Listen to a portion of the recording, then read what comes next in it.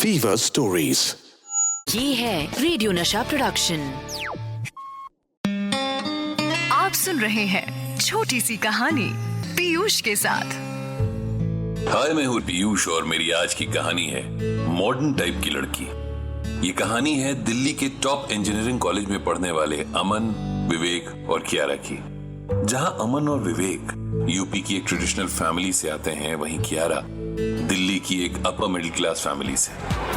College के third year के paper खत्म होने के बाद बॉयज हॉस्टल में पार्टी चल रही थी। सभी काफी खुश थे, म्यूजिक बज रहा था और फुल हॉस्टल वाला माहौल। तभी अमन विवेक के पास जाकर बोलता है, विवेक तुम भाई हो यार, आज कसम से तुम्हें एक सच बताने का बहुत जोर मन कर रहा है। अबे तुम फुल सेट हो भाई, कल बात करेंगे। अरे नहीं भाई, बात दिल की है, बता दिया तो बता दिया, वरना पे हिम्मत नहीं हो पाएगी यार। चलो बोलो बे, क्या बोलना है दिल से। यार विवेक, अपनी क्लास में जो कियारा है ना भाई, तेरा भाई उसे बहुत पसंद करता है यार, कसम से उसे प्रपोज करूंगा यार। ये सुनकर विवेक हंसने लग जाता है। अबे बरेली के मजनू, कियारा को तुम ही नहीं पूरा बैच अपनी गर्लफ्रेंड बनाना चाहता है बे। हाँ सुनो, पी कर कहीं फोन मत लगा देना उसे, वरना कॉलेज में बिना बात के पोस्टर लग जाएंगे। अमन, जिसे शायरी का काफी शौक होता है, वो इसका जवाब कुछ इस अंदाज में देता है, अगर मोहब्बत का दूसरा नाम बदनामी है तो हमें भी बदनामी अपने नाम के साथ लगानी है। ये सुनकर विवेक की हंसी निकल गई और कुर्सी से खड़ा होकर बोला, करो बेटा, जाओ, मन में जो आए वो करो, होना तो कुछ है नहीं, वैसे भी वो मॉडर्न टाइप की लड़की है। अगली सुबह विवेक लेट तक सोता रहता है। तभी दोपहर के 1 बजे उसके फोन की घंटी बजती है। अरे यार, किसका फोन है? अमन? हाँ, क्या कह रहा है भाई? भाई तू जल्दी से कॉलेज की कैंटीन में आ जा, जल्दी। अबे हम नहीं आ रहे यार, सर फट रहा है। भाई प्लीज आ जा, बहुत जरूरी है आज, जल्दी आ जा बस। अच्छा ठीक है यार, साला तुम्हारा हमेशा का ही ड्रामा रहता है। फोन कटने के बाद अमन कॉलेज की कैंटीन पहुंचता है और देखकर हैरान हो जाता है कि कियारा, उसकी कुछ फ्रेंड्स और अमन एक साथ बैठे थे। ये लो, लगता है इसने कल कियारा का फोन लगा दिया, अब इसके साथ मेरी भी पूरे कॉलेज के सामने पैंट उतरेगी। ये सोचते हुए विवेक टेबल तक पहुंच जाता है। विवेक को देखकर कियारा की सभी फ्रेंड्स वहां से चली जाती हैं। अमन की आवाज आती है, कियारा ये है मेरा भाई है, मेरा बेस्ट फ्रेंड विवेक। भाई बैठ जा, खड़ा क्यों है? कियारा विवेक की तरफ स्माइल पास करती है और विवेक मानो समझ ही नहीं पा रहा था कि ये हो क्या रहा है। कियारा और अमन गर्लफ्रेंड बॉयफ्रेंड बन गए। वो कुछ और सोचता, तभी कियारा बोल पड़ी, थैंक यू विवेक, अगर कल तुम अमन को हिम्मत नहीं देते ना तो आज हम दोनों एक साथ नहीं हो पाते। अमन भी बोल पड़ा, थैंक यू भाई, सही किया भाई, सही।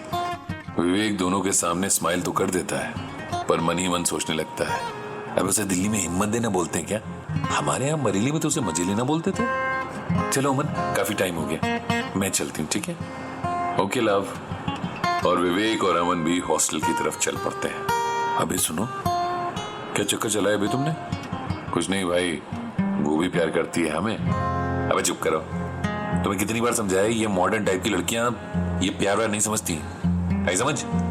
थोड़े दिन साथ घूमेंगी फिर छोड़ देंगी तुम्हें, फिर घूमना देवदास बनकर। कियारा वैसी नहीं है भाई, पता लगेगा तुम्हें, ये पूछेंगे हम कैसी है वो। देखते देखते कॉलेज का फाइनल ईयर भी निकल जाता है। प्लेसमेंट का टाइम आता है और जहां विवेक को एक टॉप यूएस एमएनसी में जॉब मिलती है, वहीं अमन को दिल्ली की एक अच्छी एमएनसी में। कुछ टाइम तक तो अमन और विवेक एक दूसरे के टच में रहे, कभी व्हाट्सएप कभी मैसेंजर पर बातें होती रही, पर धीरे धीरे दोनों अपनी लाइफ और ऑफिस के वर्कलोड में इतना बिजी हो गए कि फिर जहां एक हफ्ते में बात होती थी, वो 3-4 महीनों में होने लगी। फाइनली विवेक ने अपने पेरेंट्स को भी अमेरिका बुला लिया और अब मानो इंडिया से उसके सारे कॉन्टैक्ट्स ही खत्म हो गए। किसी ने बहुत सही कहा है, जितनी स्पीड से हाथ से रेत निकलती है ना, उतनी ही स्पीड से समय बीत जाता है। पूरे 11 साल के बाद विवेक एक बिजनेस ट्रिप के चलते इंडिया आ रहा होता है। वो सोचता है क्यों ना अपने सभी फ्रेंड से मिला जाए। सभी को वो सोशल प्लेटफॉर्म्स पर मैसेज ड्रॉप कर देता है मिलने के लिए। वैसे सबसे ज्यादा तो वो मिस कर रहा था अपने बेस्ट फ्रेंड अमन को। वो उसे काफी मैसेजेस करता है पर अमन की तरफ से कोई रिस्पॉन्स नहीं आता। और फाइनली विवेक दिल्ली के रेस्टोरेंट में अपने 7-8 पुराने दोस्तों से मिलता है। खूब मस्ती होती है, खूब बातें होती हैं और बातों बातों में विवेक पूछ बैठता है, अबे वो अमन कहाँ है यार? न फोन का रिस्पॉन्स दिया न मैसेज का, है कहाँ? सारे दोस्त चुप हो जाते हैं। अबे क्या हो गया? अमन का नाम लिया, गब्बर सिंह का नहीं। इतना सन्नाटा क्यों फैल गया भाई?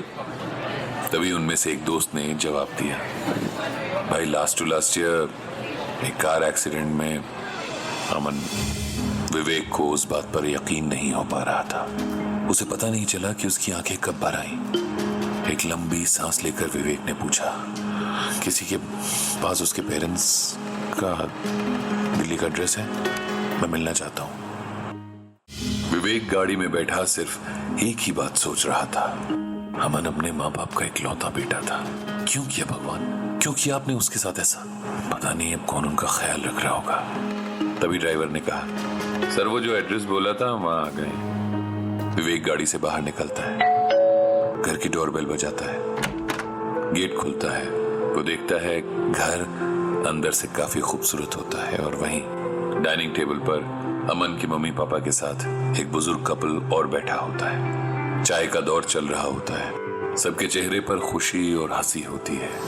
विवेक को देखकर पहचानने में थोड़ा वक्त तो लगता है पर अमन के मम्मी पापा बेहद खुश हो जाते हैं।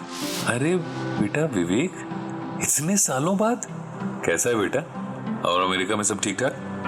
हाँ अंकल सब ठीक है, बस इंडिया आया था तो सोचा कि आपसे मिलता चलूं।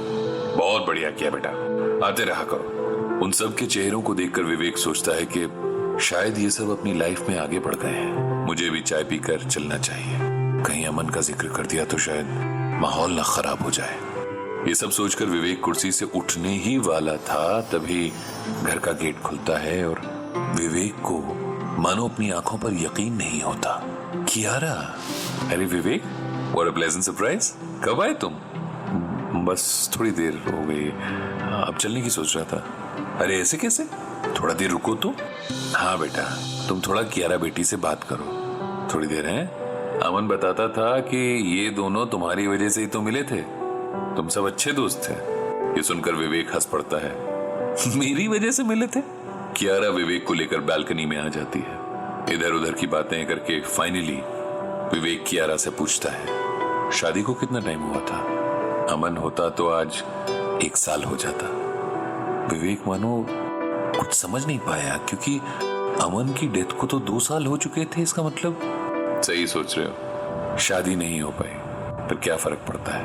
अमन और मेरे दिल एक दूसरे के हो ही चुके थे, इसलिए शादी काफी छोटा वर्ड है उस फीलिंग के सामने। तो ये दोनों फैमिली एक साथ? हाँ, मैंने सोचा अमन के जाने के बाद क्यों ना दोनों फैमिलीज को एक साथ ही रख लूं। आफ्टर ऑल अमन के बाद ये मेरी रिस्पॉन्सिबिलिटी ही तो है। विवेक कियारा की तरफ देखता रह गया और जो बात उसके दिमाग में बार बार आ रही थी कियारा को देखकर, वो अपने ही अल्फाज थे जो उसने अमन से कहे थे। हाँ रहने दे, मॉडर्न टाइप की लड़की है, पता है। थैंक गॉड उस दिन अमन ने मेरी नहीं सुनी। ऐसी और कहानियां सुनने के लिए सब्सक्राइब करिए फीवर स्टोरीज, कहानियां ऐसी जो दिखाई दे।